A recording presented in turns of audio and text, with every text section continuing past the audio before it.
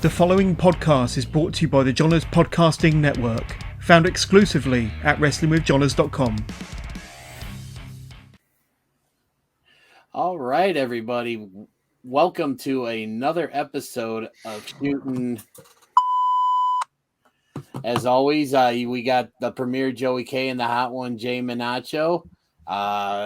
It's Tuesday, and you know what that means. So on with the show.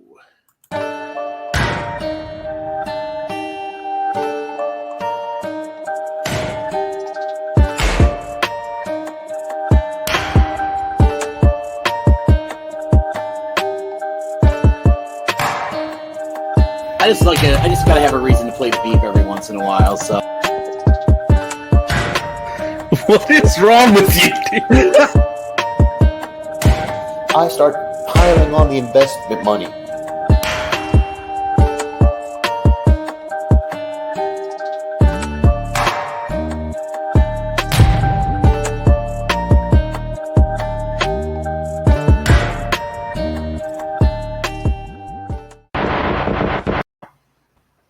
yes, ladies and gentlemen, that is right. We are back with another episode of Shootin'. And joining me, as always, are my two awesome co-hosts. I got to my left, I got the premier Joey K, and down below us, we got the hot one, Jay Minacho. Gentlemen, how are we doing today? I think I'm going to go to bed, so I'll see you guys later. All right. Thanks for stopping by. Ladies and gentlemen, we'd like to wish the premier Joey K the best in his future endeavors. If that's any indication on how his hot takes and takes are going to be in general tonight, I'm very, very scared on what we're about to get into, gentlemen. Yes. If you're watching this on YouTube, you'll notice a little addition to the overlay. So we will give you our socials at the end of the show, like always, for those that are listening on Apple, Spotify, Google, and all that. But if you're watching this on YouTube, you can actually see we now have our socials by our names. So that way, if you are watching, you know how to reach out to us. If you've got a question for us you want us to shoot on, if you want to suggest something, or heck, just want to like or leave us a comment, man, have at it and stuff. But all right, so let's get right into it. Last week on Dynamite was the episode from that was supposed to happen back in March of last year, which was ended up featuring the debuts of Matt Hardy and the dearly departed Brodie Lee, which would have been in his hometown, and turned into a little bit of a makeshift tribute show. And I figured it begs the question here, gentlemen, what is your favorite Brodie Lee / Luke Harper match? And I'm going to leave this one off, and I've got a feeling we're going to save we're going to let Joey K go last, because I've just got some kind of feeling that I think he's going to have something that's going to kind of make people go, Make you want to go, And that's so for me, I was kind of going back and forth with a couple of matches. I was thinking about going with the match where he squashed Cody to win the TNT title, but I'm actually going to go with one that I don't think a lot of people really talk about when it comes to his run in the WWE as Luke Harper. We're going to go back to February of 2014. I believe it was at the Elimination Chamber pay-per-view. Coincidentally, I think that was the day before the network, WWE Network, launched. He was in a six-man tag team match along with Bray Wyatt as well as Eric Rowan, and they went 3-on-3 with the Shield, and was just an amazing six-man match, and just action from bell to bell, and just it was really good. And it was one of those matches I think it caught up people off guard at how good it was. So for me, I'm going to go with the six-man match from Elimination Chamber 2014, the Wyatt family versus the Shield. Honorable mention I'm going to throw out there as well to I believe it was the Monday Night Raw before Survivor Series 2014, in which Luke Harper won the Intercontinental title when he beat Dolph Ziggler. Jay, what do you got? All right, man. I think the best match that Brodie Lee ever had, was during Luke Harper days, or FK Luke Harper, the WWE. There was a ladder match, kind of on that same tone with Dolph Ziggler. They would go on to have a couple matches for the Intercontinental title, and it was at TLC. Luke Harper, Dolph Ziggler, that was the first time that I actually was like, wow, this guy can go. Before then, you kind of already knew Luke was a big guy. He worked big, he wrestled big. With that match, he just pulled out all the stops. And of course, it's easy to get mystified by the work he did as Mr. Brodie Lee in AEW. He had maybe some of the best career matches and the best matches of his whole career in AEW. But I think that match with Dolph Ziggler actually was his coming out party for a lot of people to be like, wow, he can go. Mm-hmm. All right, Joey, what do you got? Well, if I have to follow up all this nonsense, let me give you my opinion and let the whole world hate me about it. Truthfully, this original question was posted as what is the best Brodie Lee match of all time, or however, and now it's become as, what's our favorite. And it's hard for me because he really didn't have a greatest or best match ever. There is none. We happen to really look fondly at people, especially in professional wrestling, who pass away early and young, that we look at them and it's just these very tearful and emotional tributes and things like that. With Brodie Lee, it is absolutely well deserved. But the problem I have is we never got to see his best matches. I really don't think we did. I think we saw flashes, we saw coming out parties, and we saw terrible booking, and we saw getting buried and passed over and rebranded gimmicks and all the nonsense that goes on in the professional wrestling world. We never really got to see what he can do. And if I have to go back to find one of his best matches, I would probably agree that the TLC Intercontinental title match, the ladder match from TLC 2014, was one of those matches. It's one of the few WWE matches where you actually get to see guys do what they do best and not get written and booked in terrible positions. I don't really feel that we ever got to see the best Brodie Lee in AEW because of the short amount of time that we had. And that's honestly the worst part of all of it. Now, in his passing, tragically, and as heartbreaking as it is, you start to look back at things with rose-colored glasses. Do I love the fact that he got to start to do what he probably wanted to do for years? Absolutely. Do I get emotional thinking and listening to his wife, now widow, speak about how he was ready to kind of give up before he got the call from WWE, and he got these opportunities and he got to reinvent himself and present himself the way he always wanted to the world in AEW. Yeah, and I love that. It's an amazing story, but the real tragedy is he never got to do what I think would have kind of shocked the world in a sense, or blown everyone away. I just don't see it. I think he had some really, really good matches. I think the Jon Moxley title match was really, really good. And that's a match that's tough because a lot of people at the time really kind of shit on it. And they really kind of looked at it was like, oh, they either you really liked it or you didn't really care. And that was a lot of the stuff, especially now going back and researching for this specific question. I forgot how divisive that match was. And I actually really enjoyed it because that to me was Brodie Lee as the performer coming out and doing what he wanted to do and having a real stiff, strong match against Jon Moxley, who of course is known for having those kind of matches, especially post WWE. That's the real crime. That's the real tragedy of it all. I don't think we got to see some of the feuds that we all hope to see. We didn't get to see the real brilliance come out. We just got to see this edited version, and it's very sad and tragic. And that bothers me, and that's why I have such a hard time, I think, coming to what is my favorite match.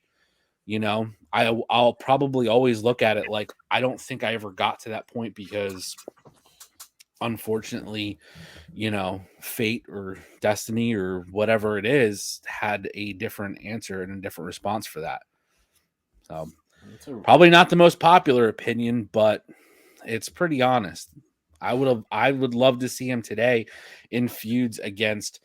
I mean, can you imagine having seeing a real feud between Bryan Danielson and Brodie Lee instead of what we got in the WWE edited version of, you know, Daniel Bryan joining the Wyatt family and then turning and, you know, coming back to being a babyface, like that kind of stuff, the silly writing that went with it. I would love to see that. I think it would be amazing. Those two guys probably would work so wonderful together. We'll never get to, unfortunately, and that's pretty sad. It's very sad. So speaking of things that you know, that could be sad to some people, especially one Jack Evans, he recently lost a match against Orange Cassidy this past Friday night on Rampage. And he didn't just lose the match, he lost something that I know was something he held very highly, and that was his hair. So gentlemen, what are your thoughts on the hair versus hair match? And Jay, why don't you go ahead and lead this one off? Hair versus hair, man. Or if you're a fan of the Mexican Lucha Libre, a Lucha de Apuestas, which is basically a match on a bet, a gamble, some kind of you're putting up something. You know, it's a high stakes match. In the U.S. fans have seen hair versus hair. Mexico, they did hair versus masks. Because in essence, that's what you're giving up. You're giving up your identity. Your hair, if you're a non-masked wrestler, pretty much says who you are. And in Mexico, when they fight for the mask, it's the exact same thing. It's who you are. It is your whole identity. And just that aspect of it, the storytelling that goes into it, I feel like those matches need to mean something. I need story build up. I need there to be a reason why there was no other way to go besides hair versus hair. Hair versus hair should not be how you start a feud. It's how you end them. That is the ultimate ender. I'm taking your mask out of your hair. The recent one that we had on AEW kind of didn't feel like it needed to be done. Jack Evans, who? Today. Woo, woo, woo, woo, woo, woo. Guys, he's a non-factor, and you have him going against the guy in Orange Cassidy. I mean, there was never any doubt that Orange Cassidy was going to win this match. So, as a spectacle, when done right, I'm 110% behind it. But when it was done as they did it, I couldn't pull for it. And I love AEW, but that was a rare misstep. Joey, what about you? I agree with so much of that. You know, the original concepts, like you said, like it's really the blow off type match. It's not for the, you know, second and third string players in the middle of a feud that God knows has too many people involved in it already. And yeah, look, hey, do I think the wrong participants were in that match? Yeah, for sure. Did I ever think that Orange Cassidy was going to lose that match? Not for a single second. But I will point out some really, really great facts about that match. Number one, the albeit slight build up to the match where Evans is a little kind of put off by Matt Hardy putting him in that match instead of Matt Hardy being in the match. I thought that was a nice move. I thought Evans played it really well, being frustrated but still going along with what the boss man says. I can appreciate that. I love that Orange played to his character and was like, "What are we doing here? Like, is that happening? I don't know what you're talking about." Like, just that worked out perfect as well too. But you know, give me something to believe in. I never believed for a second that Orange was going to lose the match. So I go with that too. And it really is a bluff. I think most gimmick matches really should be blow-offs. You know, the past 15 years easily have been, gimmick match, because certain companies think that's what fans want to see. They want to see the crazy gimmicks and all this stuff, and you really don't need it. Nope. That's the point of good storytelling, and I think we'll get to that topic for fairly shortly coming up here in another question. But that really it's about the storytelling. This feud doesn't need it. This feud needs about 8 less people in it as well, but that's a topic for another day. The fact that I have to see 37 people standing on a small little ramp and in a ring, and I'm like, what who? I don't even know half of them are at this point. They're just bringing people out of the crowd. Like, I'm waiting to see ECW sign guy just show up and wander out on stage at one point, and we're in Philly this Wednesday. So your boy's going to be there. Who knows? Maybe I'll just pop out on stage just for the hell of it. I don't know. I can join hoodie it. and all. What's that? Sleeveless hoodie and all. Sleeveless hoodie.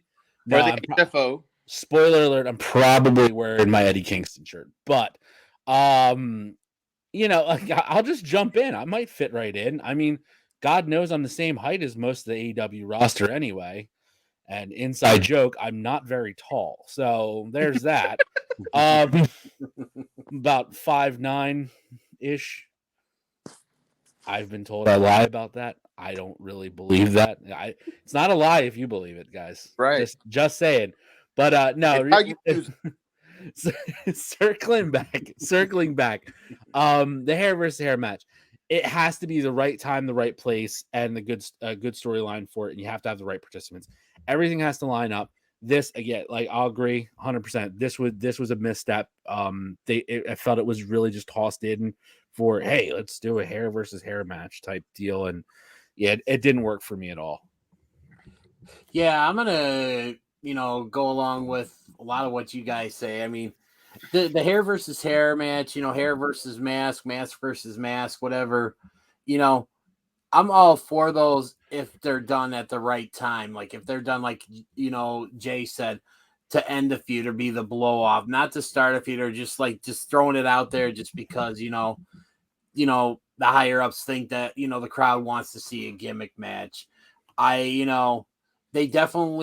match definitely did not need to be hair versus hair. We don't really see a lot of those matches in the States. One of the only ones that I can remember was back in, I think it was 2002 with Edge versus Kurt Angle when Kurt Angle lost his hair. I know there was a match at WrestleMania 20 where Molly Holly lost and got her head shaved and stuff. But I mean, those. Oh yeah, and the Battle of the Billionaires. When Trump shaved McMahon and then took the worst selling job on a stunner ever. By the way, that is no indication of my political beliefs. Just to clarify. Yeah, just clarifying there for all you Trump supporters out there. No, that this isn't an indication. It's just he does not know how to take a stunner properly. Hey, left or right, if you bump and look that terrible, you're going to get a talking to by us. That's just how it is. Exactly. What episode is this? Probably the last one. Yeah, that's where I was going. Well, you know what? If we're gonna go out, we're gonna go out with a bang. Or in my case, bang bang. Bang Wow. bang. Those of you listening to this on, Apple, Spotify, whatever, I'm wearing rocking my Cactus Jack shirt. So there you go. So so great discussion there.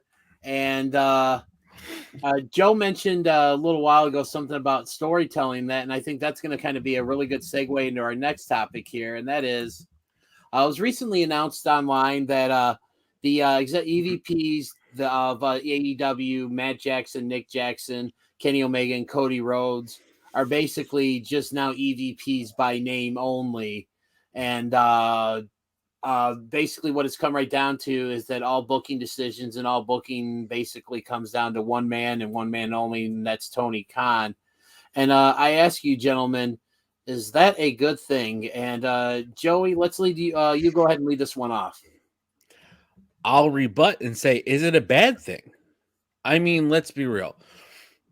the inmates cannot run the asylum very long. And I know there's probably a negative connotation with that, but the truth is, you have to have somebody kind of pull the reins in a little bit. Look back at the Attitude Era. There's been so much talk, and I don't want to talk about current day WWE product, but using the Attitude Era as a good example here compared to WWE compared to WCW. WCW had guys with contracts that were creative control, and it led to a lot of, hey, I'm booking myself to go over tonight. And if they didn't like the decision that was made by whatever booking committee or who was in charge, they would veto it. They had the power to. And what did that lead to? That led to WWE overtaking the ratings and the eventual shutdown of WCW. Okay. Now flip that.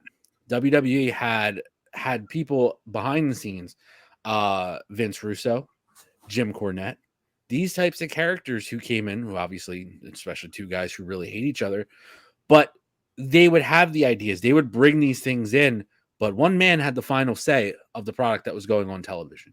Yep. And that was Vince McMahon. Yep. I can't say it's a bad thing.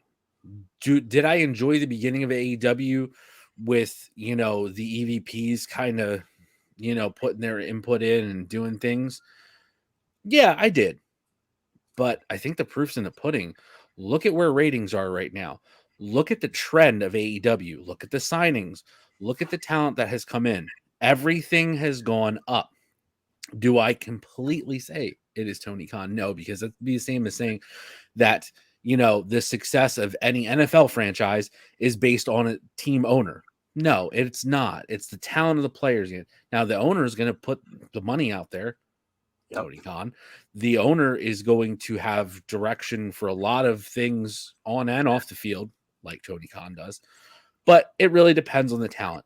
So how about this? Let the Young Bucks be the Young Bucks. Yep. Let Cody be Cody. Let Kenny be Kenny. Let these guys do what they do best and be the in-ring talent. And I think now you're seeing the results of that. You're reaping the benefits. You have the best heel turn in the Bucks that we've seen since I don't know when. Ring of Honor 2016, 17. Am I off of my time there? I don't know. You're getting some of the best heels, in the elite in general. Kenny Omega is having a hell of a heel champion run. Cody's being Cody. Cody's gonna Cody. That's what happens. Come on, Cody's gonna Cody. But also, I will say this: as much flack as Cody gets, and I do like Cody a lot, I'm interested because I want to see where we go. With Arn Anderson, pulling his Glock out on Cody. I don't know where we're going to go with this story, and it gets me intrigued. I'm excited. Do we finally get the heel turn? Cody said he'd rather retire than turn heel, but are we going to get it anyway? I really hope so, and I'm excited for that. Let these guys be the talent. Give them direction. Let them have input in their promos. Let them have input, obviously, in their matches. But, let them focus on the things that made them great and got them to this point now. Yep. And let Tony Khan make the decisions. It's obviously it hasn't been a bad choice. There's some great storylines, some very intriguing stuff. Did we not just talk about a hair versus hair match? Whether it was a hit or a miss for us, we're talking about a hair versus hair match on an AEW program. Yep.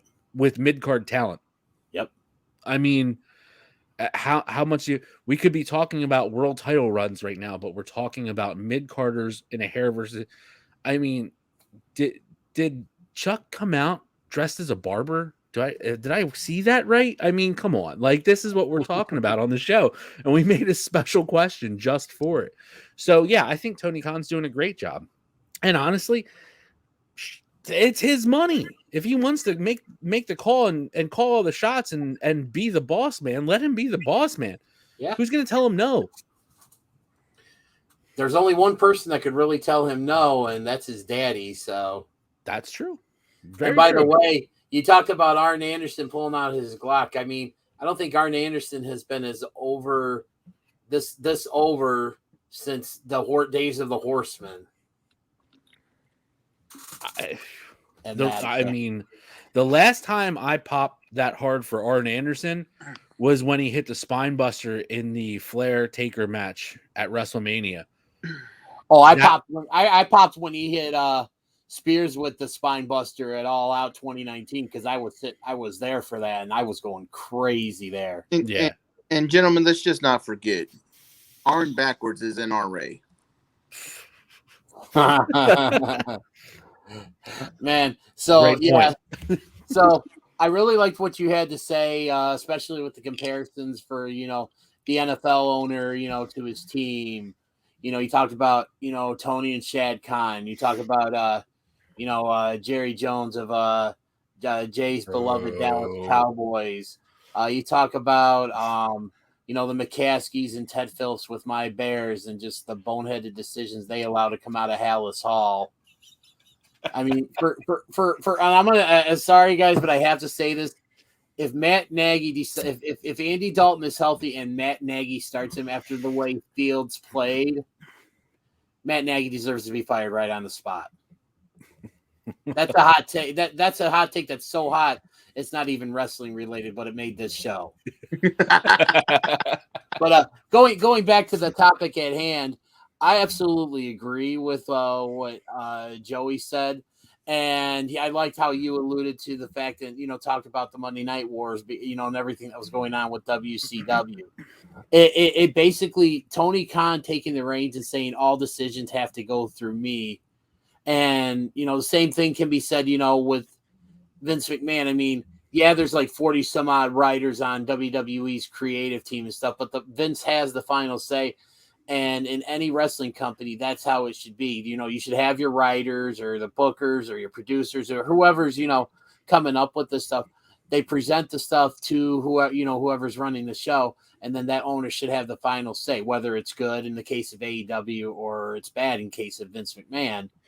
Because it prevents that, like you mentioned, the days of the WCW where the inmates are running the asylum. I mean, you think about Nash booking himself to go over Goldberg to end the streak. You talk about all the times Hogan played his creative card, and one of the things that really just kind of I think was the downfall was that where those contracts where the wrestlers had creative control, because you look at the long-term repercussions, like you said, Nash putting himself over on Goldberg, even Hogan, put the match going down with Sting at Starrcade 97 the way it did. Don't be surprised if in the next week or two that match gets brought up, because we're tinkering with the idea of introducing bringing back something that Jovan and I did in our previous show called If I Had the Pencil. So that might be making its return to the show here in the near future. And if we do that, do not be surprised if yours truly here talks about Starrcade 97 and how that match should have went. Because it makes all the sense in the world. I mean, this actually, and what's good about what this does for the EVPs is it allows, Cody to go to the business meetings and kind of be like the corporate face of the brand. He's doing all, doing roads to the top. Great show, by the way. Yes. Yeah, agreed. First episode was awesome. Yes. It allows, like, I know Matt Jackson is working, with his wife Dana, to focus on merch. Nick's doing, taking care of being the elite. And then you got Kenny who's working with all the women, and helping with their matches and stuff. I think it's just and the games division. Games as well. The games division, yes, And by the way, I cannot wait for that AEW game to come out, because it is going to be just bring me back to the days of WWF No Mercy on the Nintendo 64, and I cannot wait. I absolutely think this is a great move. Tony Khan clearly has demonstrated that he listens to the fans. He takes into account what they want, and I think that factors into his decisions. Again, they're not always a hit. I mean, we talked about the hair versus hair match. That was a little bit of a miss. And, there's some issues with the way some of the talent there has been booked. Go back to our episode a couple weeks ago when we talked about Brian Cage and that, but I mean, again, when all the decisions come down to one person and one person only, whether they're good or they're bad, it's the right way to do it, because it's like the old saying goes, too many cooks spoil the stew. Jay, what do you got? I'm gonna be short and sweet since you guys have much beat the topic. It's dead and gone. Is Tony Khan taking over, good or bad? I mean, guys, are we really having this discussion about the 2020 Booker Promoter of the Year? Really? Come on, enough said. Booker Promoter of the Year. Let the man do what he's doing. The shows are great. Let the guys focus on other things. Even, maybe they can look into fixing the relationship between the EVPs. Who knows? But give the 2020 Booker of the Year, Promoter of the Year some credit. Let him do what he's doing. Right on. So our next topic here, we're gonna have a little fun here because I think this is gonna be one that provides some interesting debate. There tons of wrestlers have stepped into the ring throughout the years. You go from the days of Bruno Sammartino to Billy Graham to Hulk Hogan to Ric Flair to Sting to Bret Hart to Kenny Omega to Chris Jericho. The Young Bucks.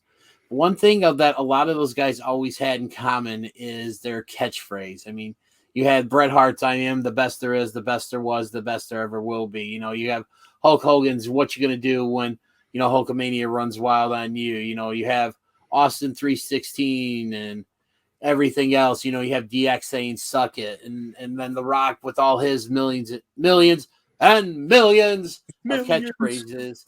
And that. So, guys, I ask you the question, in your opinion, what is the greatest catchphrase of all time? And Jay, why don't you go ahead and lead this one off?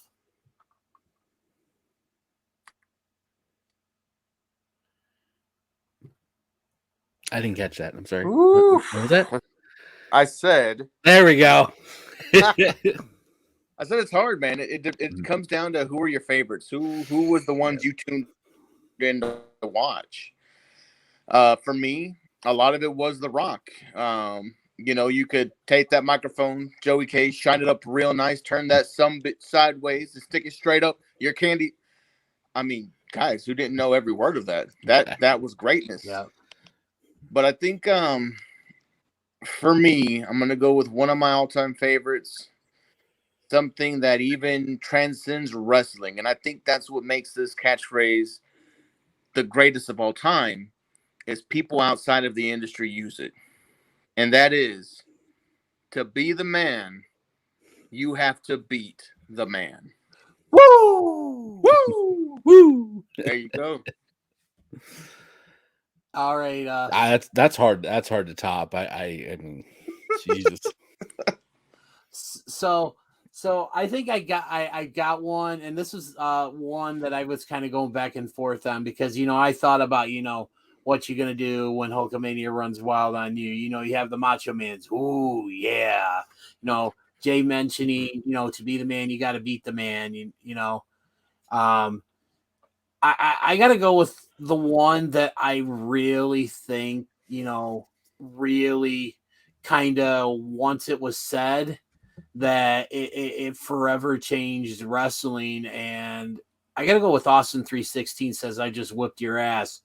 Because basically, from the day when that catchphrase was made, and that was the night Austin won the 1996 King of the Ring, and if I'm not mistaken, I think that was all done on the fly because he was told that Jake had cut a religious promo on him leading into that match. Because I think when Jake cut that promo, I think Austin was still on his way back from the hospital after getting his mouth all stitched up from his match with excuse me, Mark Marrow in the semifinals.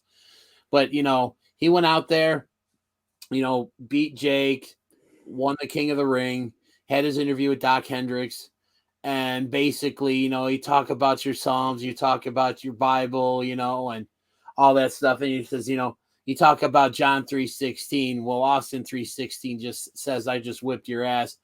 And just right then and there, that was basically the launching pad for the career of Stone Cold Steve Austin, because the next night on Raw, there were already Austin 3:16 signs everywhere. Yep. You talk about the Austin 3:16 shirt when that came out. Keep in mind, this was the time when Stone Cold Steve Austin was still technically considered to be a heel, but he had the hottest selling shirt in the business at the time, which was unheard of for a heel to have the number one selling shirt. And it's just, you think about it, it's just, yeah, he had the what phrase, but the catchphrase, but that, I think that's, if we talk about most annoying catchphrases, I think that takes the cake, because that just, it's so overdone now. What? Exactly. And, and I also, you think about, Degeneration X, and Suck It with the whole crowd and everything and stuff. But it's just, to me, it's just, it has to be Austin 316, because I just whipped your ass, because basically that was not only the day that Stone Cold Steve Austin's career basically went, did a Cameron Grimes and went straight to the moon. What? Oh, God. Here we go. I started something. Look what you did. Why'd you even have to bring it up? But I just think about that, and it's just, to me, there's no other catchphrase that's really, in my opinion, has more of an impact on the industry than Austin 316. Joey, what do you got? The greatest of all time. I think you just talked about the top two. You talked about 1 and 1.5.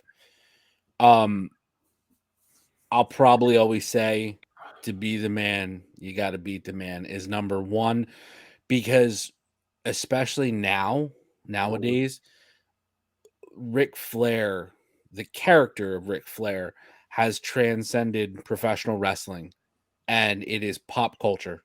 100% pop culture. I mean, the videos of football teams in locker rooms giving Ric Flair promos from the 80s should tell you exactly what you need. Kids that weren't even alive, their parents were kids when that promo was cut. It should tell you how that transcended professional wrestling. Austin 316, that is can probably interchangeable with number one, but I'll leave it at 1.5 because, again, like you said, DDJ, the next night on Raw, homemade signs, Austin 316. Everybody wanted it. They caught lightning in a bottle. Yep. And you did. You hit the story. Austin said it on his podcast. He said it in a few places now. He was at the hospital. He was getting stitched up. He gets back, and Michael Hayes pulled him aside and says, "Hey, I got to catch you up a little bit." And Austin kind of wants to know what did Jake say? Oh, he's doing the Bible thing, talking about John 3:16. Okay, goes out there, has the match. They pull him up for the interview, and he just throws out one of the all-time classics just off the top of his head. Just and let's be honest, was he mentally prepared for it? Probably not. I don't think he expected to be out of the arena that long, getting stitched up. Probably never expected to get hurt in the semifinal match as it was anyway. So, I mean, both of those. Now, this question is the greatest. Now, I'm going to give you the greatest to me. Okay, not probably all time, and everybody will probably disagree with me on this as far as the greatest, but to me, this is one of, if not the greatest, because we are here in the beautiful suburbs of Philadelphia. And I know last week's episode, we were talking about who's Mr. ECW. And I'm not going to go with my answer either, but I will give one of my honorable mentions. Beat me if you can. Survive if I let you. Now, That's a good one. That is good. To me, and probably me and other hardcore Taz fans that are out there, you have to place that at the time it was. Taz was the real shoot wrestler of that period. When we're still talking about kayfabe era, we're still talking about, we're coming off of the heels of Duke the Dumpster Droese and Doink the Clown. We are just getting into this era of realism. We're just still breaking into where the UFC is still this underground thing. And now you have Taz, who came from a character of the Tasmaniac, this wild, cartoonish barbarian character, gets hurt, gets his neck broken by Sabu, is out for a very long period of time, and returns. But when he returns to ECW, he is not the Tasmaniac anymore. And even Joey Styles, I'll never forget the night. Joey Styles is the voice you heard on that match commentary with me was a man, and he says his name, Peter Sinertia. Yep. Doesn't even, he goes, but you will know him as Taz. And here's Taz. Towel around the neck, jacket on, hat on, straight shooter look. And you know he's a true badass. You know he's a judo expert. He's been trained in martial arts. He's a legit guy. He has the look. He has the style. He has the move set. Please tell me who the human suplex machine. This is his nickname, for Christ's sake. The human suplex machine, dropping guys on their heads. I mean, was there anyone more real than Taz at that point?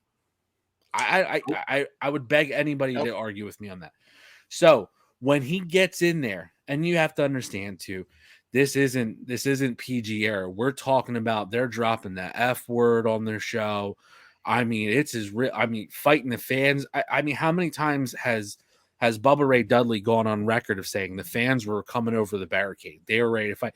It was the Wild West. It was Outlaw City. So here's a legit badass who says, beat me if you can, survive if I let you. Woo! And brings out, now it has become something different in current day. So for all your newer fans in AEW, the FTW belt was built on that. This man made his own world championship, the World Championship, in response to the ECW heavyweight title. So come on.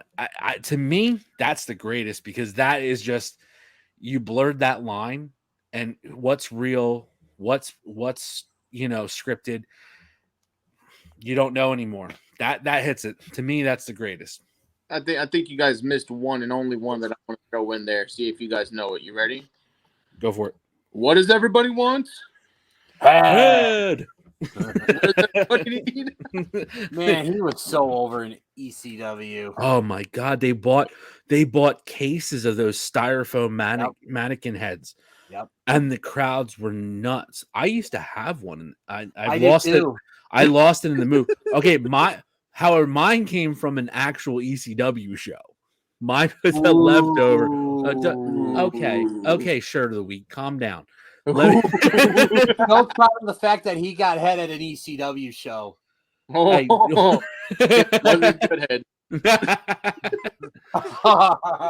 I want that on my tombstone, actually. No,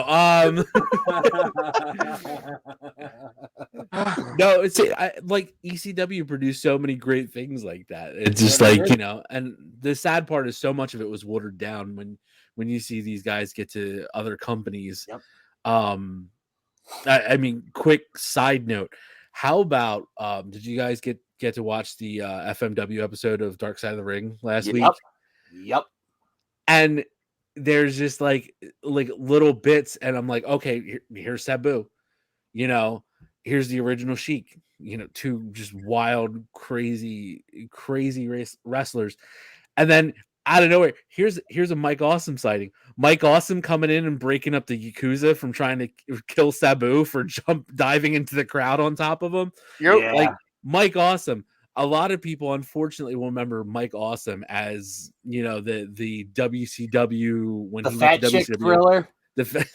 Yes, stole it right from me. Exactly. So many people remember that, but not. How about Mike Awesome versus Tanaka in ECW in their series of matches? God. You want to talk about? Go back and watch some absolute car crashes. I mean, terrifying. Like, probably taken like years off of life, rest in peace, Mike Awesome. But man, like ECW produced that kind of stuff. This is what I grew up watching, like wild stuff. So yeah, that's why I can't deny. I have to go with Taz. I just think that was just such a great catchphrase for that period of wrestling and for that character. That's the other thing I gauge this off of. I think each one of our picks here is the personification. It's not just the wording, it's the character it's associated with. Ric Flair, I mean, the jet flying. Well, maybe I probably shouldn't say jet flying anymore. Yeah, I mean, The helicopter, jet flying. Yeah, helicoptering and anyway, wheeling, dealing, son of a gun. And then Austin 316s is I just whooped your ass. Like, what better character to have that phrase? I mean, that personified the character, and I think that's what goes to a catchphrase. It's really like, it has to be a part of that character. You can't just have any random person blurting out some words. It's not going to hit. It has to be the right person. And for me, Taz, beat me if you can, survive if I let you. That's a man, and he's going to the ring, and somebody might die tonight. Like that's legit the feeling you get. So I think all these picks are great. Good stuff. Yeah. So and guys, if you're listening out there and you have want to offer your takes on any of these, reach out to us on Facebook, on Twitter. If you're watching this on YouTube, you can see on our overlay here how to reach us and stuff, and we'll give our socials at the end of the show. And again, if there's a topic you would like for us to shoot on, please let us know. And to anyone that's taking the time to listen to an episode or watch an episode on YouTube, thank you so much for that. We really appreciate the love that we've been getting lately and stuff. But getting right back into the show here, recently on an episode of Monday Night Raw, we saw the reuniting of one of my favorite factions of recent memory. I know Jovan was a big fan of this group, and that would be the Hurt Business. Retribution. Oh, sorry. Oh God, he had to go there. Anyways, DDJ, big T-Bar fan. Yeah. Hey, you know what? Here's an Austin salute for you. But anyways, what? Ladies and gentlemen, I would like to wish the hot one, as well as the premiere, the best in their future endeavors. Open auditions to fill these two roles will take place very soon. Star Search. No, we're gonna do it American Idol style. There you go. Have them call in and vote. No, actually, no. We're gonna do Masked Singer style. I was gonna say, put on like a big mouse head or something. It was me, DDJ. It was me all along. There's a good catchphrase right there. Speaking of catchphrases, but anyways, we also recently, with the developments of the WWE draft, we saw the group Hit Row called up to the main roster from NXT. I mean, you got all the great factions going on in AEW as well as WWE, and throughout the years, we talk about groups like the Shield. We talk about, the Four Horsemen. We talk about D-Generation X and stuff. But there are a lot of groups out there that really don't get a lot of love that they should. So, gentlemen, I ask you the question, which faction out there deserves more love than it gets? And I'm going to take the initiative on this one and lead this one off. Many of you guys know I'm a huge fan of the old school wrestling, 70s, 80s, early 90s. I love all the old stuff because it's back when I first started getting into wrestling, and it's kind of nice to always relive those memories. And one of the early memories I've had about early 90s WCW was this group. And it started it started out with one person, and that was Paulie Dangerously. He didn't like the way that he was being treated in, WCW, and he set out to take over that. But he did it over time, and it started with a wrestler by the name of the WCW Halloween Phantom. He brings him in to wrestle at Halloween Havoc, beats the Z-Man in about a minute or so, comes back out later with Paulie Dangerously to do a promo. The guy takes off his mask, and it's Ravishing Rick Rude. That was step one. Then we cut to an episode of, I believe it was WCW Saturday Night, where he's like, you know what, I'm taking over this company, and I'm bringing in all of these people. So he brings in the following guys. He brings in Stunning Steve Austin. He brings in Arn Anderson. He brings in Larry Zbyszko. He brings in Beautiful Bobby Eaton, and he brings in Medusa.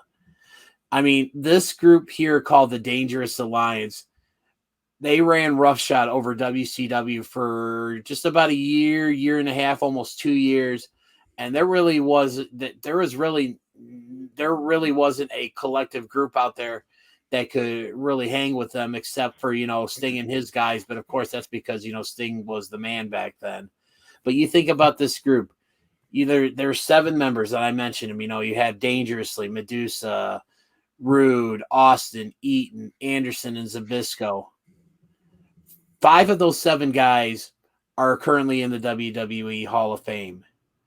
One will be the Paulie Dangerously, Paul Heyman will be in the WWE Hall of Fame, and Beautiful Bob Eaton, even though he technically never wrestled in WWE, he should be in the WWE Hall of Fame along with Stan Lane and Dennis Condrey as part of the Midnight Express. 100%. There are very few groups out there that have that many members or that many parts in which every single one of them is a Hall of Famer or is going to be a Hall of Famer. But the biggest travesty is that nobody talks about this group. Only your hardcore fans, only your WCW diehards.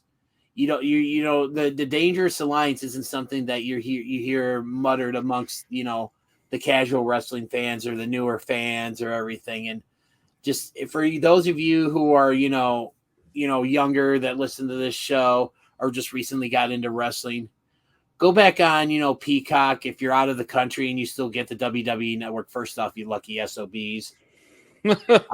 Yeah. Yeah. Or go on YouTube and just look up the Dangerous Alliance. Like, look at their promos. I mean, you think about I believe it was Halloween Havoc 1991 before the official formation of the Dangerous Alliance, when Dustin Rhodes and Barry Windham are coming to the show, and then Anderson and Zbyszko jump them and break Wyndham's wrists in the car. You look at them basically almost winning all the titles. You had Austin with the TV title, Rude with the US. You had Anderson and Eaton with the tag titles. I mean, it's just, and then you had that epic War Games match at Wrestle War 1992 against Sting Squadron. And I mean, that group alone, Sting Squadron, is a great collection of talent. But guys, just go watch the Dangerous Alliance. These guys are so good, and they just deserve so much more love than they get. Joey, what do you got? You hit the nail on the head. That's my honorable mention, the Dangerous Alliance.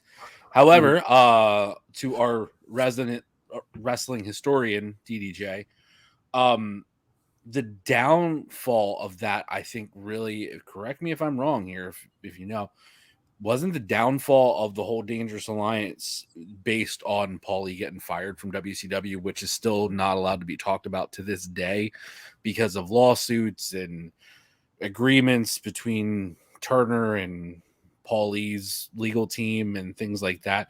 Something that no one talks about and no one has the whole story on, correct?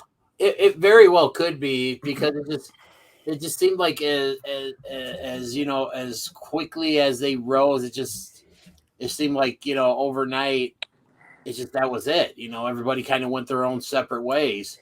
Mm-hmm. Yeah, like dark side waiting to happen. Oh yeah, I mean, there can be a couple dark side episodes on Paulie.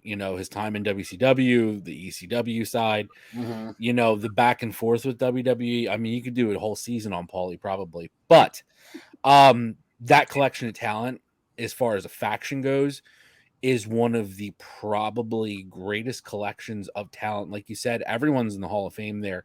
Paulie will be in the Hall of Fame. Bobby Eaton will be in the Hall of Fame. Yep. The WWE's are, yeah, he should be now, to be honest with you. But, we all know WWE's take on tag team wrestling and how many years did it take for the Hart Foundation to be inducted to the damn Hall of Fame? The Freebirds getting inducted to the Hall of Fame. However, they have made a point that there are talent that's never stepped in a WWE ring, per se, that is in the Hall of Fame. I mean, so we've set that precedent. So I would love to see Beautiful Bobby Eaton make it in there. But, I mean, we're talking about the living legend, Larry Zbyszko, stunning Steve Austin as this young up-and-coming guy who would later become one of, if not the greatest superstar of all time, popularity wise. Exactly. Ravishing Rick Rude. I mean, you want to talk about an underrated talent in general? Absolutely. Rick Rude, from the AWA to the WWF to WCW, back to the WWF, back to WCW. Man, and this is good. Don't forget about his time in ECW and ECW. Yes, he had a brief period in ECW. I mean, so many talent came through ECW. That people forget about. And I know I'm sure to get flack about the Brodie Lee thing, even though I really, like I said, I as much as I love Brodie, I think we just never saw the best. Rick Rude's another guy in that category. We saw some really great matches from Rick Rude, but damn it, if like injury, he had the neck injury in the early 90s. That's what led him to WCW in the first place. He ends up getting surgery at that point. I mean, he was the world heavyweight champion WCW for a while. A title he probably should have carried in the WWF at some point, because my God, was there a better heel in WWF 88, 89, 90 than Ravishing Rick Rude? And look no further than his feud with Jake Roberts. Yeah. He put Jake Roberts' wife on his tights right over his crotch. I mean, you want to talk about heat? Holy hell. Not to mention, he shows up in Cincinnati, Ohio. All you fat, out of shape Cincinnati sweat hogs. I mean, the man was one of the greatest heels in the history of professional wrestling. Amazing on a microphone. Unbelievably talented in the ring. So, my honorable mention, I go with you on the Dangerous Alliance. However, I'm going to stick current for my faction that deserves more love than they get, and this is because they're on a smaller company right now. Ooh. Violence Unlimited from Ring of Honor. You have your leader, Brodie King. Brodie, an unbelievable talent.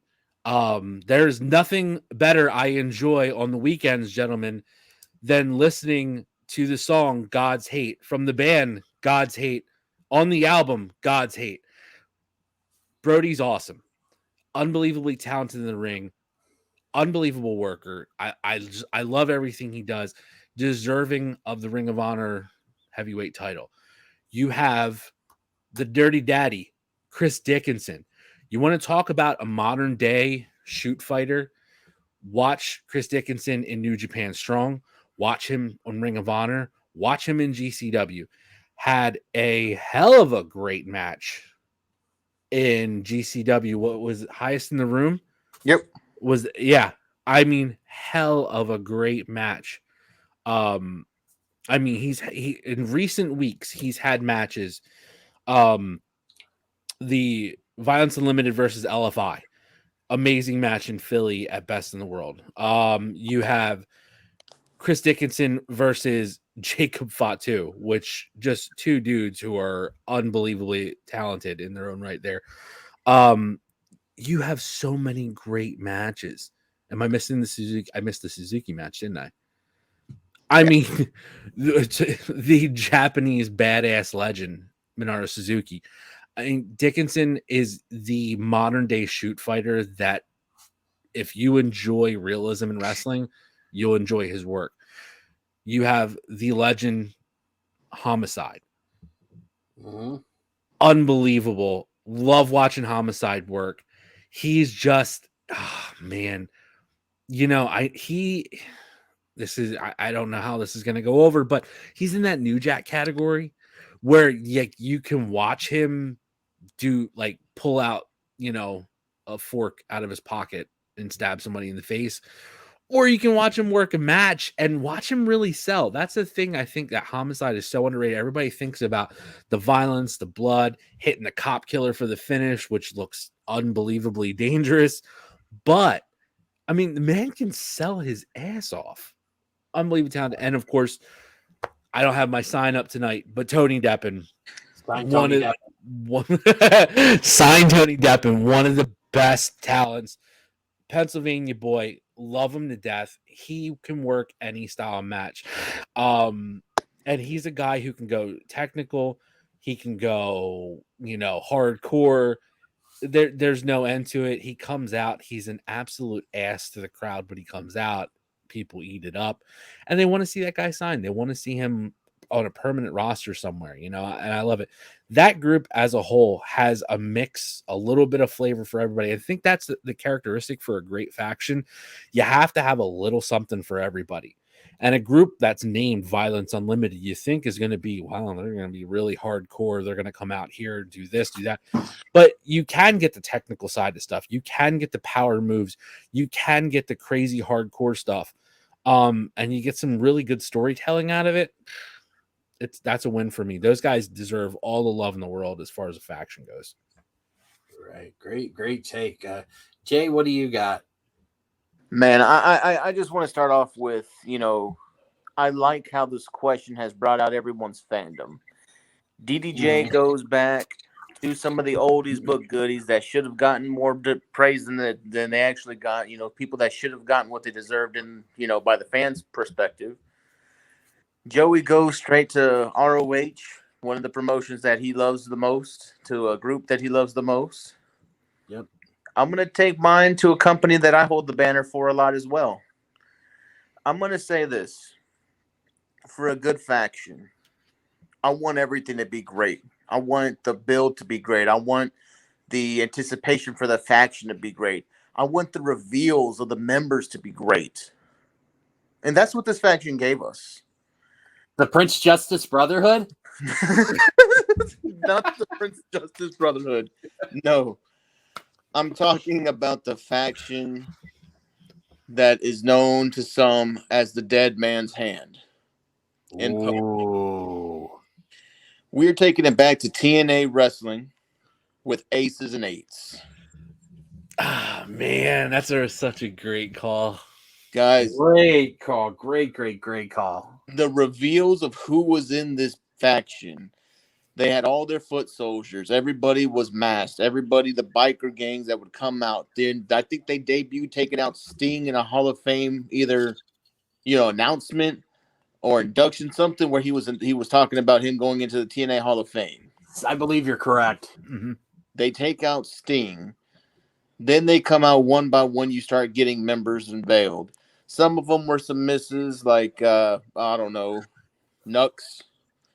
But you get Taz was a part of Aces and Eights. Yep. You get Devon. You got D'Lo Brown, the DOC, known as, Luke Gallows, Doc Gallows, however you want to call him, the Big Gallows. You had, in my opinion, one of the best wrestlers to ever fall off the face of the freaking planet in Mr. Anderson. Yep. Anderson. And then the unveiling of the man that's running the show. The man who will go on to win the the TNA title at that time twice. Yep. Bully Ray. Guys, I think the whole issue between having the Main Event Mafia going at the exact same time as Aces and Eights robbed a lot of its momentum. Mm-hmm. Because the Main Event Mafia was badass too. You had all the main event guys looking like, straight up mob bosses coming out with the black and white striped gears. And these were main eventers. These were certified big time guys from everywhere else come together to take out the Threat. But the Threat never got the love they deserved. Aces and Eights, hell of a faction, hell of a way to really do long-term reveals, long-term who's running this whole shindig. And by God, I really do not know what the hell happened to Mr. Anderson. Yeah. Hey, let me piggyback on you real quick for 2 seconds here. I like both of your answers. Amazing. Two factions that deserve way more love than they ever got. Javon, you hit it perfect. You have a warring faction of megastars, and that's a hard road to come across. Yeah. But the thing that got me for Aces and Eights, and this is why I loved your pick so much, you have to also remember too what's happening outside of the wrestling world at that point. One of the hottest shows on television was Sons of Anarchy. A show I really loved. I enjoyed. I watched episode 1 all the way through the finale. I loved it. And it piggybacked so perfect. I mean, it was just it drew you in. You're like, oh, I'll watch this. I love Sons of Anarchy. I want to see what they're doing with this motorcycle gang type faction. And it roped me in. But 100%, they had some great talent under.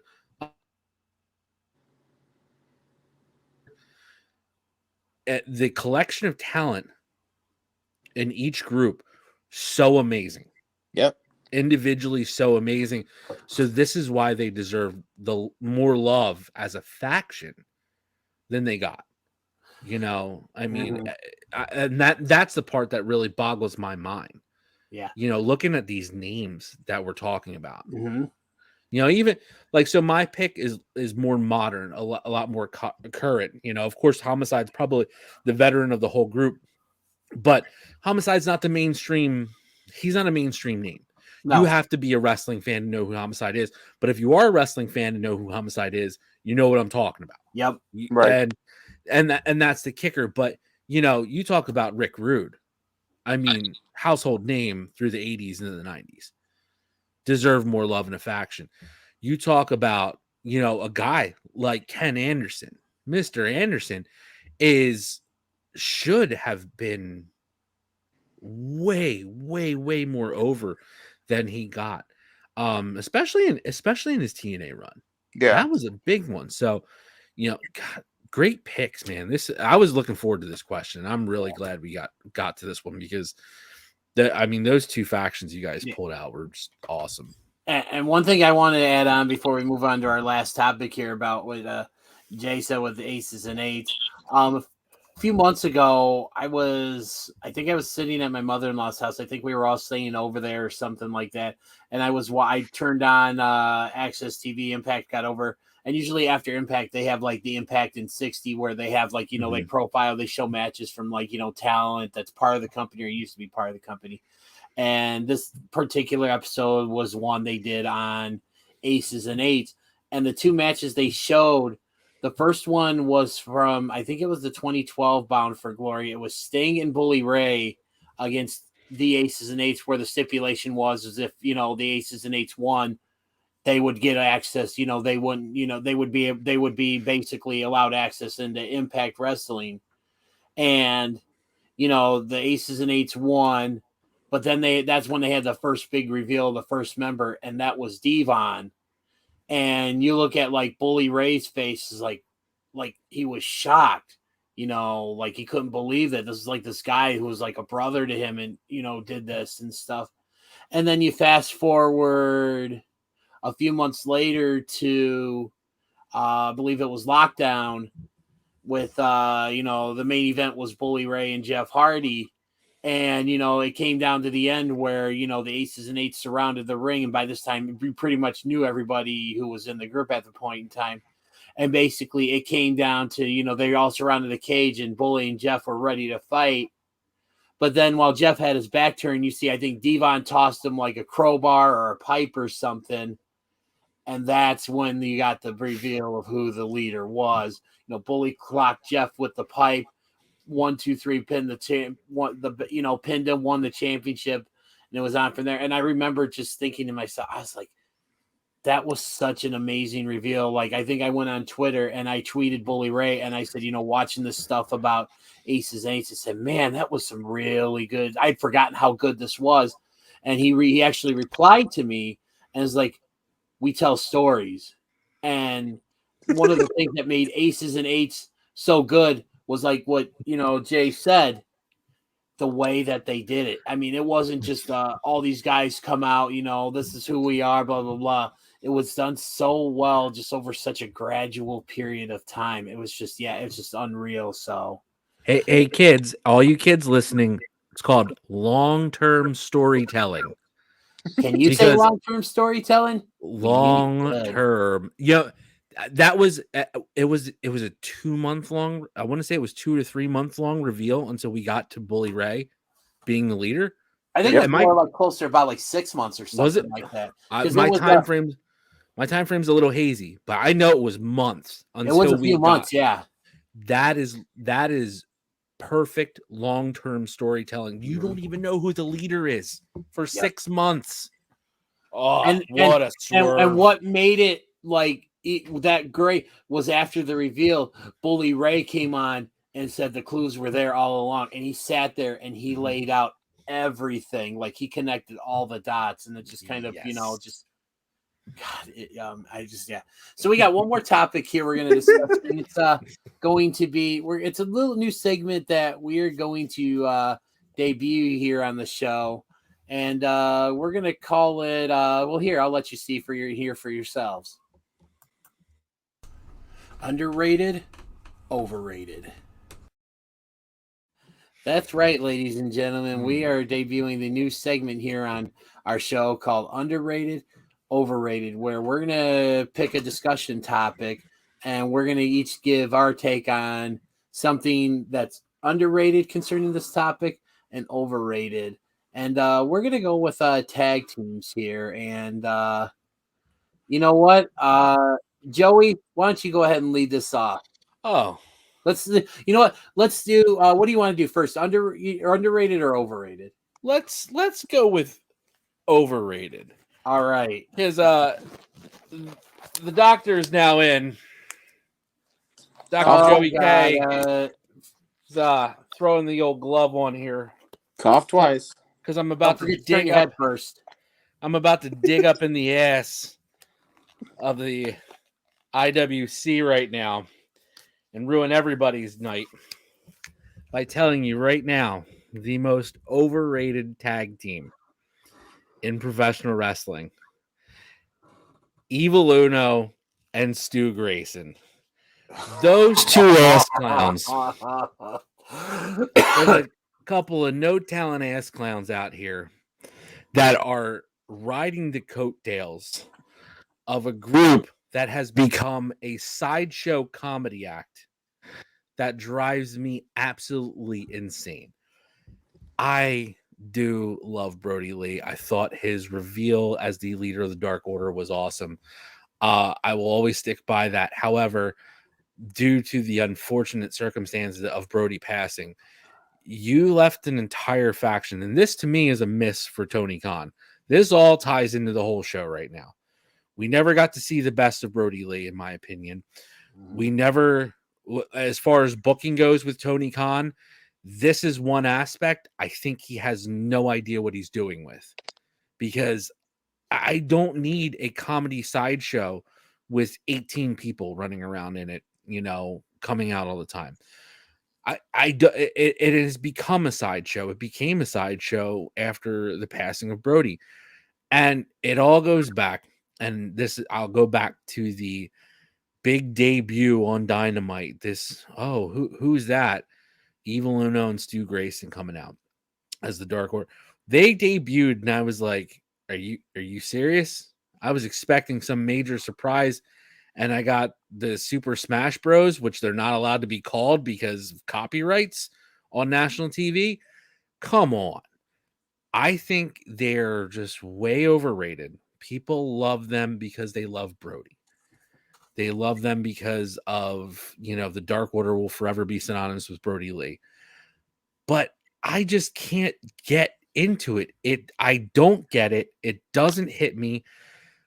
Everybody has so much love and think they're wonderful. Now, side note, hey, props to Evil Uno. He's lost a lot of weight, got himself in really great shape. He's looking really good lately. I think that's awesome. Stu Grayson, I never think he gets the credit he should deserve, because as an individual talent, he's got the chops. He's got what he needs. And they're overrated because they're part of a comedy sideshow. I mean, all respect, like you're having like a 10-year-old kid come out and throw papers at Evil Uno on Dynamite. And I know why, and I understand why, but It's not heartless. It's the truth. Like it really.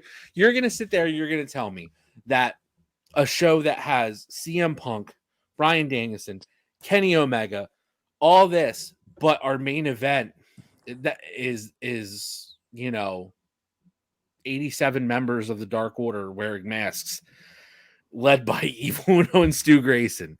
Come on, they're overrated. They're not tag team champ material, especially in a tag team division that has the Young Bucks, the Lucha Bros, FTR. I mean, come on. They're not title contenders. They're the mid card of a tag team division that is way stacked. That's my overrated take. I mean, Man. And you're Smell the glove. entitled to it and Smell the stuff. glove. Spinal Tap. Jay, who do you got? Oh God, it'll be surprising if we have anybody left after this episode. Nope. Guys, come No. back. Go. Come back. Sorry, guys. Be part of the shooting club. I promise you, you won't be here when we unleash the shooting club. Just give us another chance. I know Joey's gone a little hot tonight. We've gone a little hot tonight. And I'm not going to cool things off with my next pick. Here we go. Give it to me. Give it to me. I have a hard time saying that this pick was one of the best tag teams when one of the people in the tag team wasn't even the best wrestler in his household. Whoa, stop it. Stop it right now. My pick, delete this episode. Delete this episode right now. Delete. the Hart Foundation, with Bret the Hitman Hart and Jim the Anvil Neidhart. In all honesty, they are a great tag team. The overratedness comes in where people think that they are the greatest or one of the greatest of all time. They are not. Like I stated, Bret wasn't even the best Hart. Owen was by far the more superior wrestler. He was just not braggadocious. He wasn't going to tell you that he is the best there was, the best there is, and the best there ever will be. He just went out there and fucking did it till he died in the ring. How much more proof do you need that the man was about the craft? Actually, I beg to differ. I think Owen was very braggadocious about being the best Hart, but it played into his character so But well. it played into the character. But that's the whole thing. For Owen, he actually backed it up. I feel like Bret is the little brother who kind of just wanted to be Owen, but he knows he wasn't Owen. What? Dude, He was the older brother. I know. Hey. But that's the thing, though. It feels like little brother syndrome where he's like, well, no, I'm the best. I want to be the best. You're the best. I'm the best. I Dude, want to be the very best. Like no Oh. one. Oh, wait a minute. Wrong Yeah. show. Yeah, that's a different podcast. but But no, honestly, Owen was the better wrestler, and it felt like, people put Bret in such a such a prestigious light that anything Bret touched was gold. Honestly, I never liked Jim the Anvil Neidhart. I'm sorry to all the Anvil fans. I don't get it, especially when he got older in age and it looked like he was hauling a 55-pound gut in the ring. Once again, nothing but love to the Anvil fans. It wasn't my cup of tea, but there was Jesus so Christ. so We are done after tonight. There was So- better tag teams out there than the Hart Foundation, guys. The Legion of Doom, just to put it out there, was one of the best, is the best there was, the best there will be. In the, I'm sorry to all you Foundation people, all the Canadians that I've pissed off, to everybody that's probably going to stop listening now. I think Bret the Hitman Hart is overrated. He wasn't even the best Hart. Jim the Anvil, he was an anvil. He was just there to be big and hit somebody. It didn't work for me. Sorry. Well, there's one Canadian out there who I think is probably calling for your head right now. I told that Canadian to his face. Yeah, well. Anyways, that's enough Canada talk there. Wow. I'm not sorry. Sorry. I thought my take was bad. Jesus. Well, wait a minute. Oh, we haven't even got to TDJ. No, you haven't gotten to mine. Let's just burn this place to the ground. And the biggest travesty about the tag team I'm about to name is that they were one of the top 10 WWE tag teams of all time when WWE put out their special a couple months ago on Peacock, where they named the 50 greatest tag teams. And honestly, like, the team that I'm going with was a team that really wasn't a team other than when it was like a necessity. It's like, oh yeah, we got nothing for these guys. Let's just throw them together. And you talked about like hot takes. I mean, you can't really get any hotter than mine because my tag team that I'm going to go with, that I say is extremely overrated, are the Brothers of Destruction. We've lost it. And don't get me wrong. We've lost everyone now. We've shit on 3 generations of wrestling. Fantastic. Right. Like I said, if we're going down with a bang. Yeah. Or in my case, a bang, bang, bang. Here we go. But first off, how are the Brothers of Destruction a better tag team than rated higher than, say, teams like Demolition and the British Bulldogs? Because it's the Undertaker Kane. Yeah, see that's a problem. So that's a huge problem. And I'll agree with you, DDJ. I'm gonna let you finish.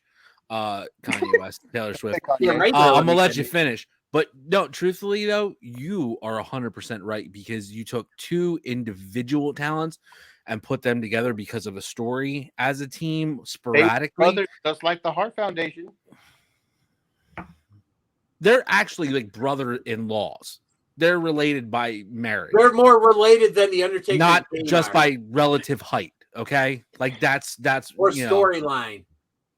I mean, Dean Mark and Isaac Yankem aren't related. You're talking about the greatest dentist of professional wrestling of all time, Isaac Yankem. Sorry. And Booger Red. DDJ, finish your tell him why. Tell him why. Well, I mean, when you think about it, why would you ever want to team up with someone who, first off, killed your mom and dad,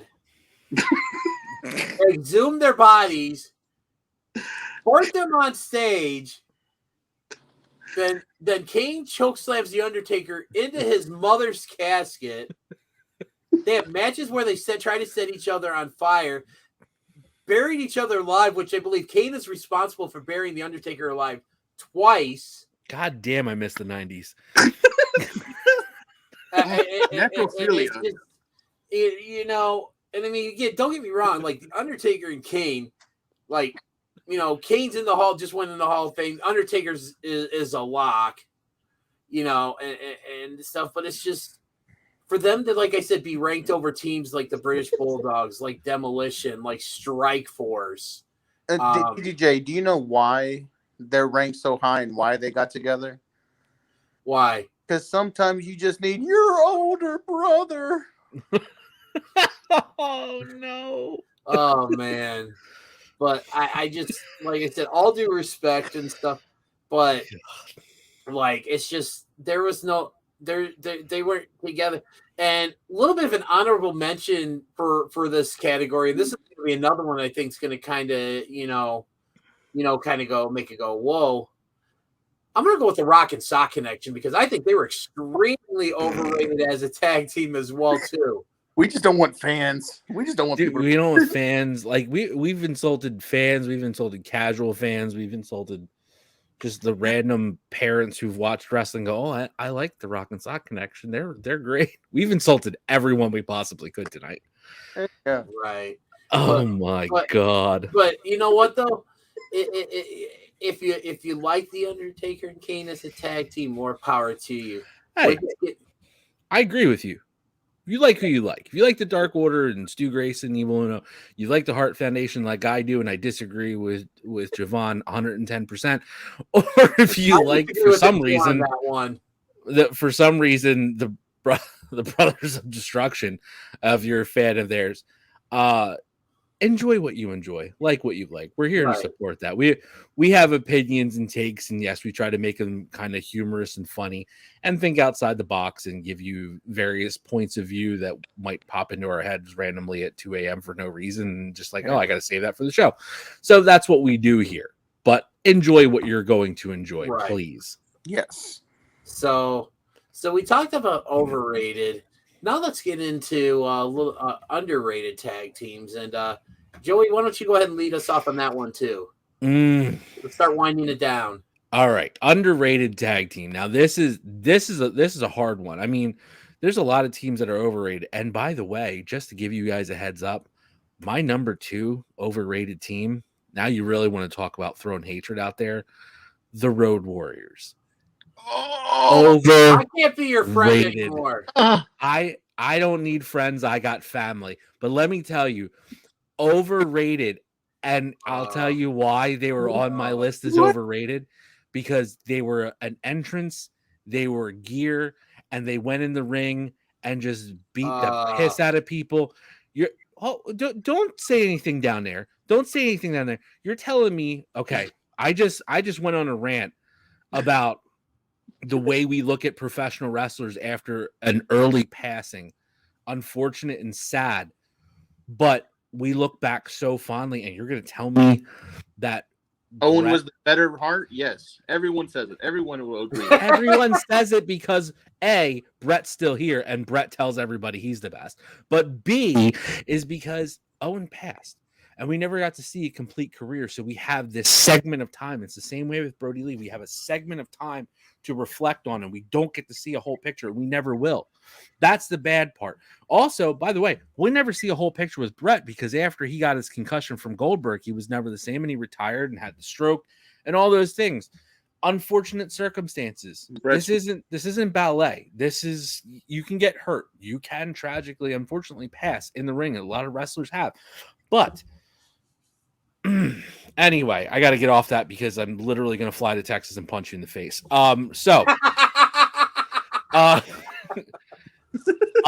Underrated. I'll fly to Philly. Yeah, you better. One of these days. Meet each other halfway.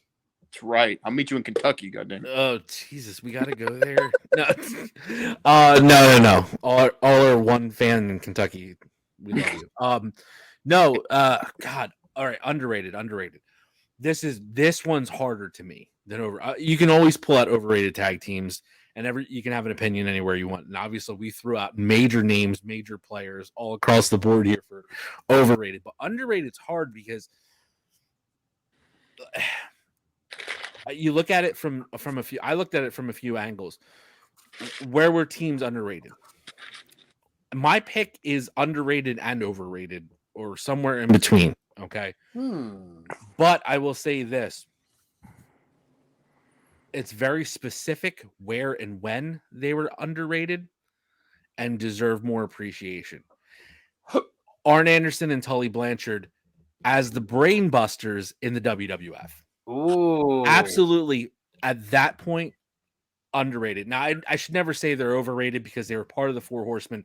They're that original Four Horsemen that you consider, but underrated when they left, when they went to the WWF. A little bit of it is on Tully because Tully got fired, failed a drug test, ended up getting fired. And that led to pretty much almost the end of his career at that point, his in-ring career for a long while. But they were a legit tag team, absolute superstars, could have carried the company for years in that tag team division.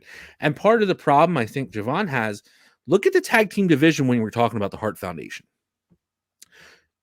Hart Foundation in its infancy had really great teams to work with. Then there's a lull. Then you have gimmicks. Forgive me, the Rockers. As much as I grew up a fan of the Rockers because they were the Northeast version of the Rock and Roll Express, but they were never technically they did win the tag team title one night in the busted rope match against the Hart Foundation, which they just erased from history. But they were never the team to carry the titles and the face of the company. God forgive me for this. Demolition, a knockoff of the Road Warriors. Yes. The WWF's answer to the Road Warriors. And then you have a lot of just random tag teams, random, nobody super memorable. You never really had major feuds. I never liked the Nasty Boys. I could care less about the Nasty Boys. I mean, think about this. The Hart Foundation had a WrestleMania match against the Bolsheviks. Yeah. That's part of that match was Steve Allen beforehand. And they're the greatest of all time. The most underrated tag team of all time. Sorry. I started laughing at that, thinking, how do I spin that? No, so my issue with Arn and Tully as the brain busters in the WWF is they went to the WWF and they didn't have the talent to work with as tag teams. But collectively, they're one of the greatest tag teams of all time. From one of the greatest factions of all time. I look at today. It's 2021. And we are talking about the Horsemen. We're talking about Tully Blanchard. Still getting in the ring. Holy hell. Looked phenomenal for what he could pull off still. Okay. At his age, not really being a worker anymore, but looked great for what he could do. Still absolute money on the microphone with FTR, with Sean Spears. I mean, he's got it. He's got it. Arn, love Arn. One of the best. We just talked the Dangerous Alliance, one of the faces of an underrated faction, one of the faces of the most popular factions of all time. So collectively, yes, they're amazing. Great tag team. Underrated because they never got the WWF run that they did deserve. It was cut short for multiple reasons. And I think also a big part of it was they didn't have the talent to work with there. Vince, to me, never is 100% in on tag team wrestling. Look at WCW. Some of the best tag teams came out that were in WCW in the NWA. We're talking about the Midnight. We're talking about Rock and Roll. Yep. We're talking about, move on the list. We're talking about Harlem Heat.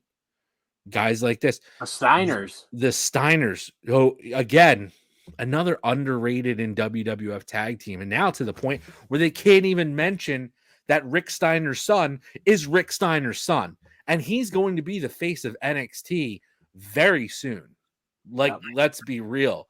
So, but Arn and Tully, for me, it just so underrated for what they did. I don't think they're appreciated enough for what they did. They're appreciated for the work of the Four Horsemen, but not as a tag team. Yes. That's a crime. Yeah. So for me, I go back again, much like I did with the Dangerous Alliance to 90s WCW time, earliest times. And this tag team came about because they didn't really have much for these two guys working, and this was coming off the heels of Steve Austin's run in the Dangerous Alliance coming to an end and stuff. And he got paired up with the late Brian Pillman, and man, when these two got together, it was magic. I mean, it was just one of those things where it's just they come together, they work, they fit together like peanut butter and jelly, and just for me, my underrated tag team, because absolutely nobody talks about these guys. I'm going with the Hollywood Blondes. Love it. One of my all-time favorite tag teams, and a little bit of a fun fact here. The very first heels that I openly rooted for were these two guys right here, because I love these guys so much and just how good they were together. Not only like when it came to cutting promos and they're interacting with each other when they were like shooting, the film and stuff as they were beating up on the guys, and like framing the shots and everything. But I mean, just these guys worked so well together. Like they clicked, and I mean, within a matter of like a month or two of them, teaming up, they were already world tag team champions. And the biggest travesty about this team is that once they got so over and so popular that they ended up being broken up because of it, and it's just, Austin would go his way and Pillman went his way. And it's just, these guys had so much more to offer. And I think that's one of the reasons why they don't get talked about a lot is because they weren't together for like a real extended period of time. But man, for that time when they were together, there really wasn't a tag team out there that was better than those two. So for me, my underrated team is the Hollywood Blondes. Jay, close us out strong, man. A hell of a pick, brother. I kind of wish that Stone Cold Steve Austin would have had a son so we could have the remake of that. But Jesus. we've got what we got in the Varsity Blondes now. BPJ is doing what he can, so that's a good pick. Joey K. I could see your pick. The Brain Busters. I'm a fan. I have a couple of shirts of theirs, so definitely see them not getting the full respect that they deserve. But my team is going to take us to WWE in a time when we're trying to become a little bit real. We're kind of getting out of the attitude area. We're in the ruthless aggression area. And these two guys team up, collegiate wrestlers. They pair these two collegiate wrestlers with an Olympic gold medalist. Oh, I know exactly where he's going with Oh, this. man. I know. My underrated team is the world's greatest tag team, Shelton and Charlie Haas. Damn, that's a good one. That's a great one. These guys, I think they got the title in a little bit over maybe 2 months. They were tag team champions. It was very quickly, yeah. They can actually go. These were actual collegiate wrestlers who were flying off the rings, flying through the ropes, doing lucha style, doing just weird and crazy stuff. But they were doing it, in tandem. They did a lot of crazy spots that I don't think either of them get enough credit for. And then they had that shoot style that Joey likes, that actual, these guys can really go when they need to. And you put them with the most legitimate shoot style fighter in the WWE at the time, Kurt Angle.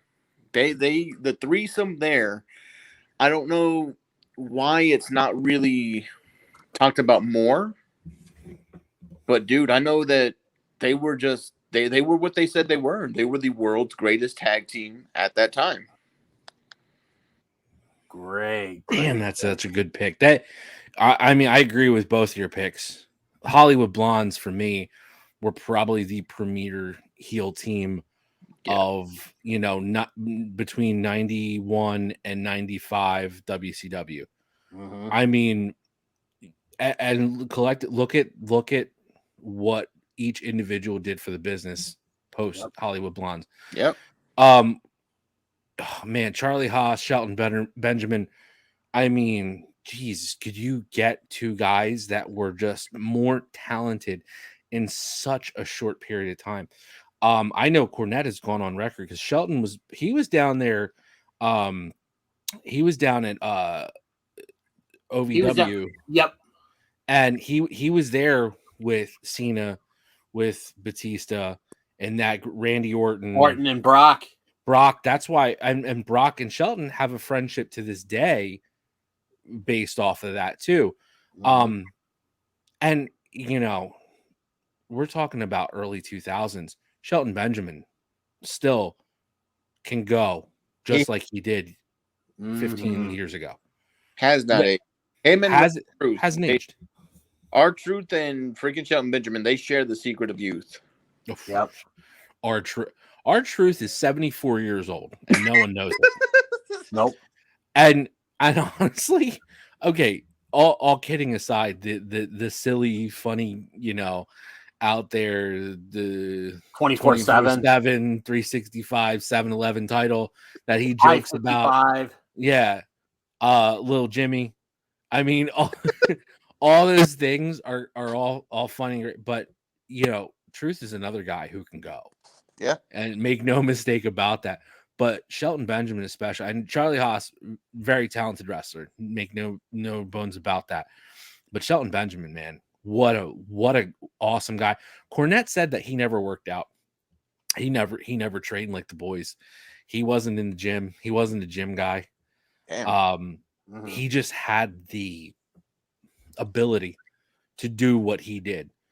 And now, as an older man, now he trains, works out. He's getting older in age and things like that.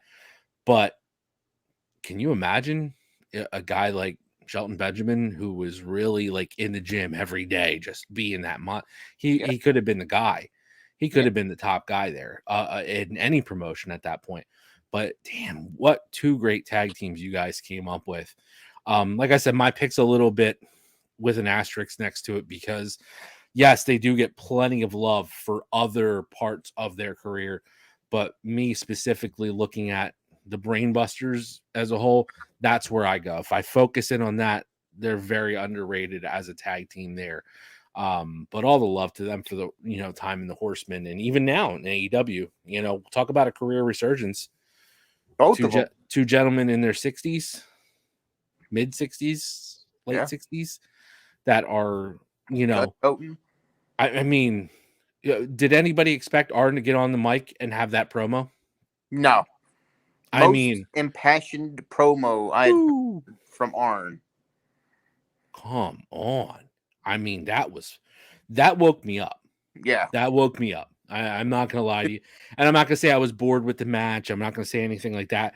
But it was just one of those moments where Arn just gets real. He got real, and it got real serious quick. You're the type of person that if you're getting carjacked, you'll get out the car and say, "Don't hurt me." Do that. That's good. You're cutting the character. You got we got 2021 got the enforcer. Yep. He got the enforcer that we didn't always get in the Horsemen, but damn it, we got it in the Dangerous Alliance. That's for sure. He got a lot of that love. That promo was just absolute fire. And Tully, I mean, tell me when Tully is not money for FTR. No. I mean, and look, don't get me wrong. One of the best tag teams in the world today. Yep. FTR. These guys, they know how to work. So I mean, he's even done spots still at his age. Tully is still in there and pulling off these spots, dude. And he'll take a bump. Yeah. He'll easily take a bump. If it's pushing that match, he'll take a bump, no doubt about it. And I love that. But like, I mean, we're talking FTR, the best tag team, in my opinion, in the world right now. These guys are talented. They're students of the game. They watch the old stuff. They watch the Midnight. They watch the Rock and Roll Express. They watch those types of matches and those teams. And they you don't have to go to an FTR match and hear people yell out tag rope. Right. These boys got it. They got it. And they have it down. And they pay that respect to those classic teams. And what better way than to have one of the greatest mouthpieces from the era that they cherish and love so much. And then to hear him get on the mic and get in passion. Even the little things. Go back to the Inner Circle Pinnacle match that we had at Double or Nothing. Was Double or Nothing? Double or Nothing. Yeah. I was out for a few minutes, so I don't know what you guys are talking about. So we're just shooting on some of the underrated tag teams here, and we're hitting on a couple things, and I was just saying how Tully is like, just the little things he does when they meet up in the bar in that match, and man, he just played it perfect from the facial expressions, everything. That 2021, man's in his 60s and he still got it, hands down, one of the best. You don't lose how to work, and he's always worked. That's a guy who it's riding a bicycle for him. Yep. Yeah. He gets right back on it. So, ladies and gentlemen, I apologize. I had some internet issues here at the house. That's why I dropped here for a little bit. So I apologize for that. I'm sure my two guys here did a great job carrying on while I was trying. We have a lot to apologize for tonight. I feel like the whole overall apology. I feel like we title the episode and just say call it episode 6. We're sorry. We're really sorry for this one.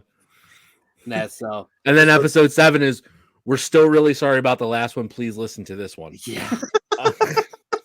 So, episode 8, if you came back, thank you. Yes. Yeah.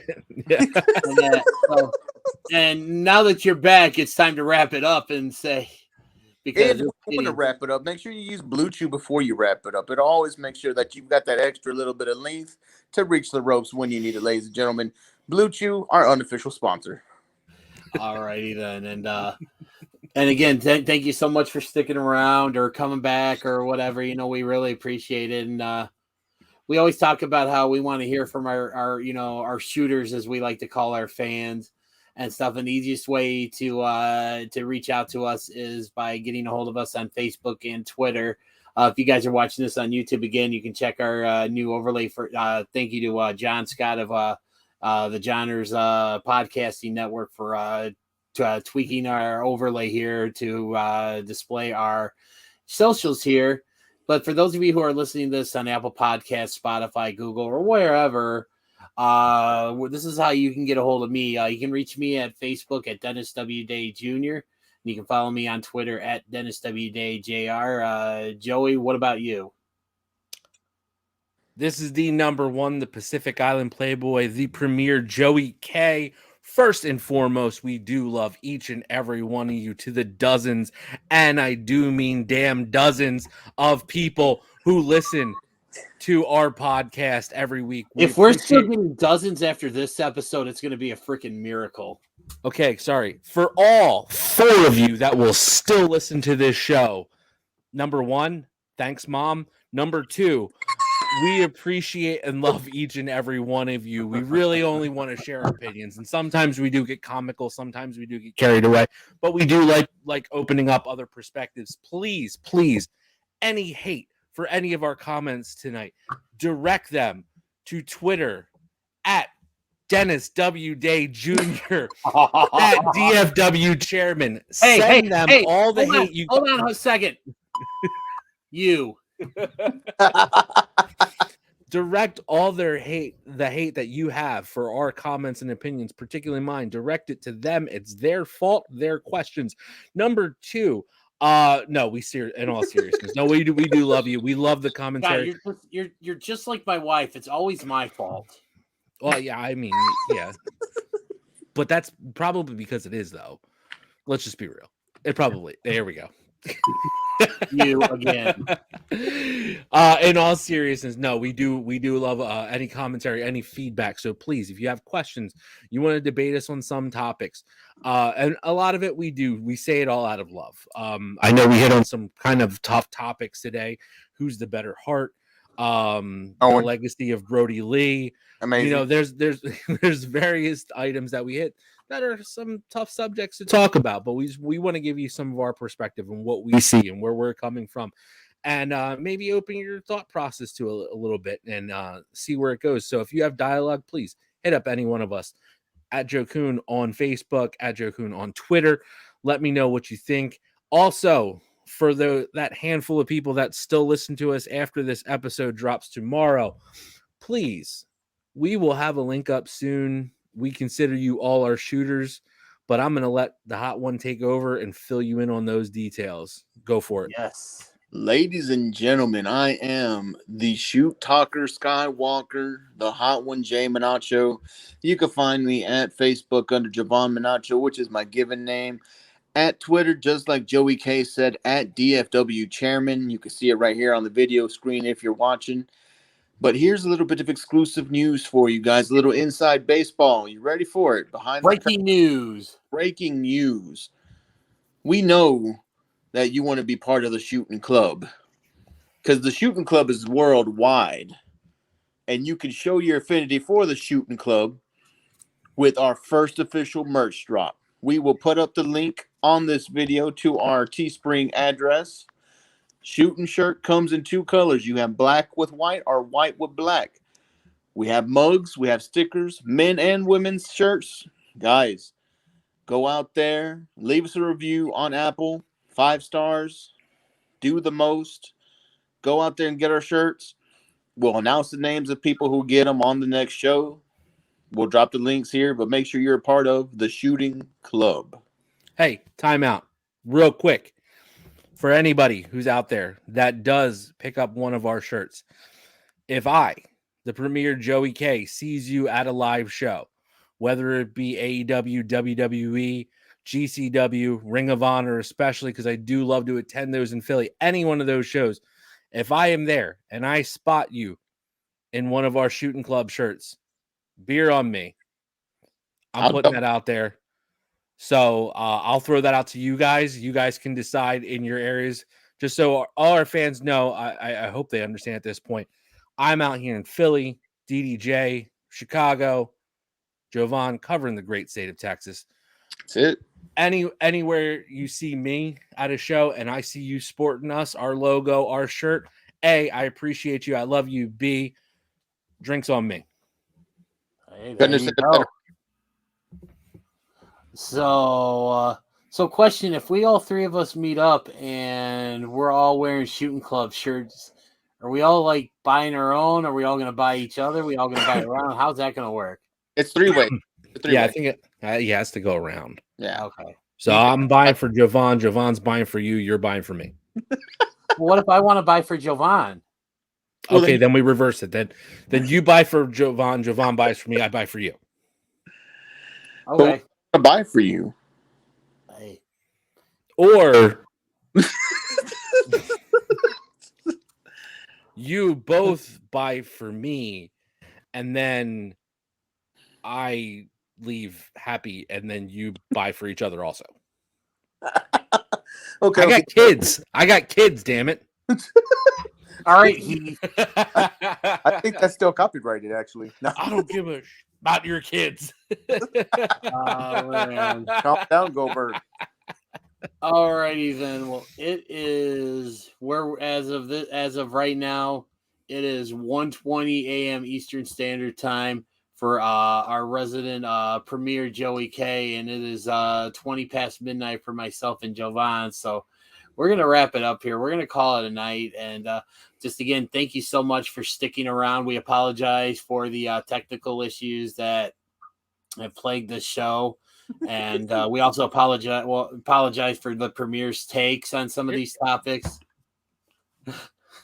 You had the, Just me? you Just had the me? worst take. You had Just the you. I had the how did I have the worst take? See, this is the context issue.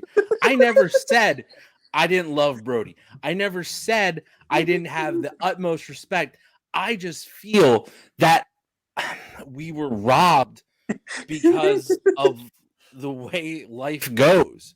We were robbed of seeing something that I think a lot of us, honestly, waited years for. We saw the second man of the Wyatt family, and the true second. All respect to Rowan, but the true second of the Wyatt family, who never got that main push, and we got the cusp of it in AEW. I mean, you're going to tell me that Brodie wouldn't have been an amazing AEW world champ? He would have. I think he would have 100%. And I would have loved it. And they probably would have had a great story with it. I think the Dark Order would be so much more than it is today now if things didn't happen the way they did. And that's the disappointing part. That's the real take of it.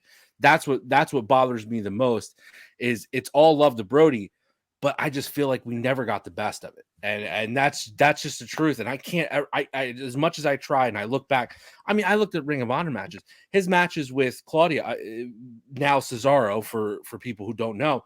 I mean, amazing.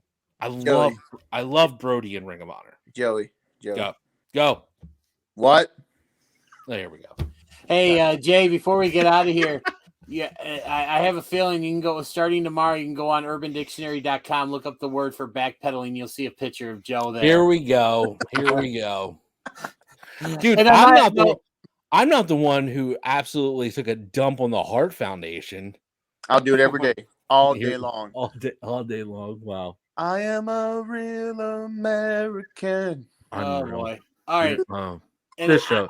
and to We've jumped the shark. now, if there's anything that is going to drive fans away, it is what just happened right now. So, for those of you who waited to the end, hoping that we would actually salvage this, It ain't getting better. Oh, sorry. No. It ain't getting any better. It's only getting worse. What? And on that note, this has been Shootin'.